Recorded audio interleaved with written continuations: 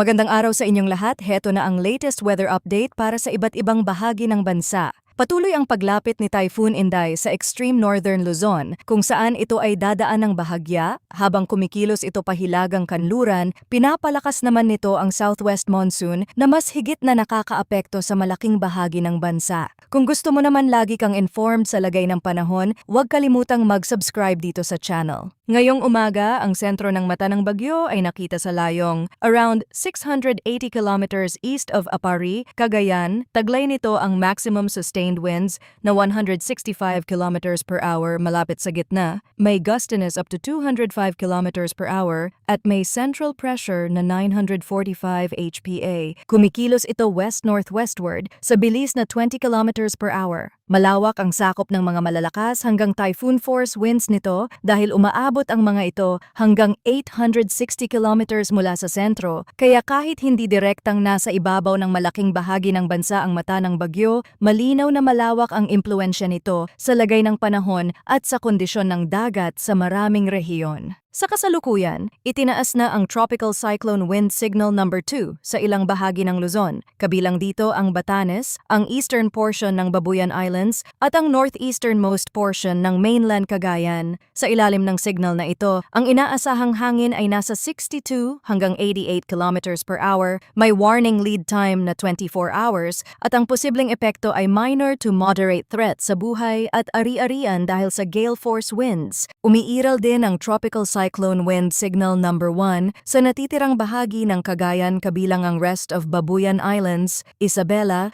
northeastern portion ng Quirino, Apayao, northern portion ng Abra, Kalinga, eastern portion ng Mountain Province, eastern portion ng Ifugao, Ilocos Norte, northern portion ng Aurora, at ang northern and central portions ng Catanduanes. Sa ilalim ng signal na ito, ang inaasahang hangin ay nasa 39 hanggang 61 kilometers per hour. May warning lead time na 36 hours at ang posibleng epekto ay minimal to minor threat sa buhay at ari-arian. Para naman sa heavy rainfall due to southwest monsoon and tropical cyclone Inday, ngayong araw, July 10, inaasahan ang pag-ulan na nasa 50 to 100 millimeters sa Batanes, Occidental Mindoro, Antique, Guimaras, Negros Occidental, Negros Oriental, Zamboanga del Sur, Lanao del Norte at Lanao del Sur. Ibig sabihin, kahit ang sentro ni Inday ay nasa silangan pa ng Northern Luzon, malinaw na pinapalakas na nito ang southwest monsoon at ito ang dahilan kung bakit may mga lugar sa kanlurang bahagi ng bansa na makararanas ng mga pag-ulang hindi direktang mula sa mismong sentro ng bagyo kundi dahil sa moisture na hinihila nito mula sa timog kanluran. Sa Saturday, July 11,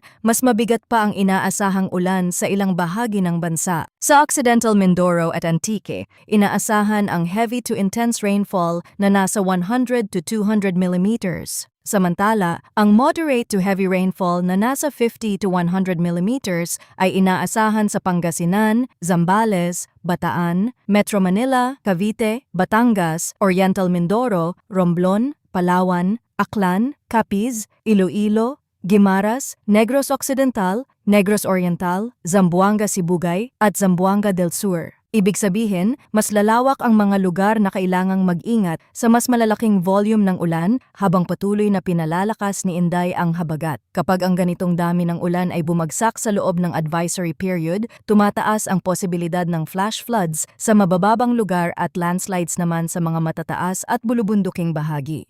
Sa Sunday, July 12, matindi pa din ang inaasahang ulan sa ilang lugar. Sa Occidental Mindoro, Zambales at Bataan, inaasahan ang heavy to intense rainfall na nasa 100 to 200 millimeters. Samantala, ang moderate to heavy rainfall na nasa 50 to 100 millimeters ay inaasahan sa La Union, Pangasinan, Benguet, Tarlac, Pampanga, Bulacan, Metro Manila, Rizal, Cavite. Ganito rin ang mararanasan sa Batangas, Oriental Mindoro, Romblon, Palawan, Aklan at Antique. Mahalaga ring tandaan na ang forecast rainfall ay pwedeng mas mataas pa sa mga mountainous at elevated areas. Bukod pa rito, ang epekto sa ilang lugar ay pwede pang lumala dahil sa significant antecedent rainfall. Pagdating sa forecast weather conditions, para sa Batanes, ang inaasahang lagay ng panahon ay stormy dulot ni Typhoon Inday. Ibig sabihin, hindi lang malakas na ulan ang mararanasan dito, kundi may kasama ring force winds na pwedeng magdulot ng seryosong perwisyo at panganib sa buhay at ari-arian. Sa Batanes, ang kombinasyon ng moderate to heavy rains at malalakas na hangin ay pwedeng magpataas ng panganib ng flash floods at landslides, lalo na sa mga matataas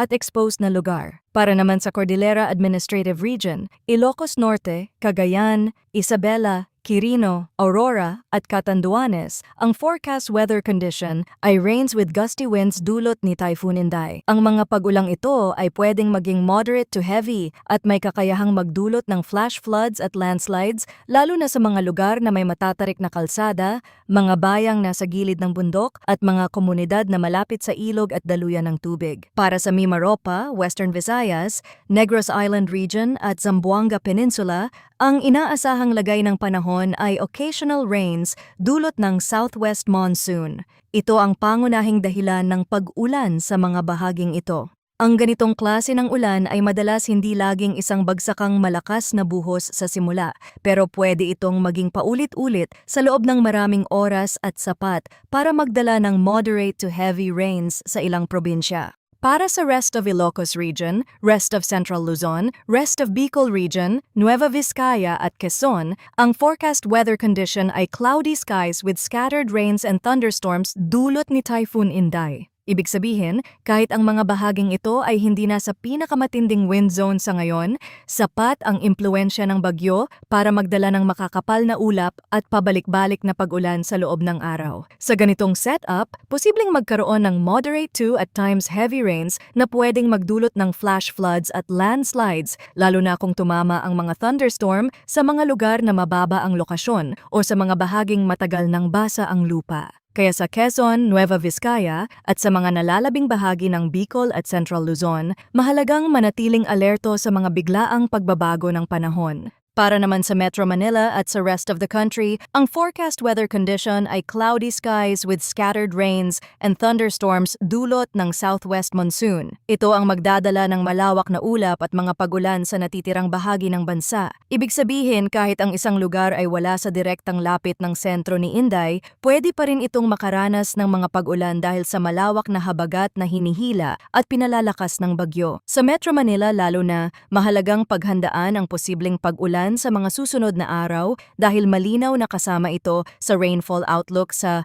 Saturday at Sunday period. Sa ganitong setup, ang trapiko, biyahe at mga mabababang kalsada ay madaling maaapektuhan kapag tumindi ang buhos sa hapon o gabi. Ngayon, pag-usapan natin ang track and intensity outlook ni Inday. Ayon sa kasalukuyang forecast, kikilos si Inday generally northwestward habang nananatiling nasa ibabaw ng Philippine Sea at maaaring maging nearest sa extreme northern Luzon mamayang gabi o sa Saturday morning, July 11. Pagkatapos nito, kikilos ito patungo sa southern islands of Japan at maaari ring maglandfall o dumaan malapit sa northern coast of Taiwan. Inaasahan na lalabas ito ng PAR by Saturday morning or afternoon, July 11, at maglalandfall over the eastern coast of mainland China by Saturday evening or Sunday early morning, July 12. Ibig sabihin, sa kasalukuyang track forecast, hindi pa rin nakikita na tatawid ang sentro ng bagyo sa malaking bahagi ng Luzon, pero sapat ang lapit nito sa extreme northern Luzon para bantayan ang malalakas na hangin, ulan at masamang lagay ng dagat sa pinakahilagang bahagi ng bansa.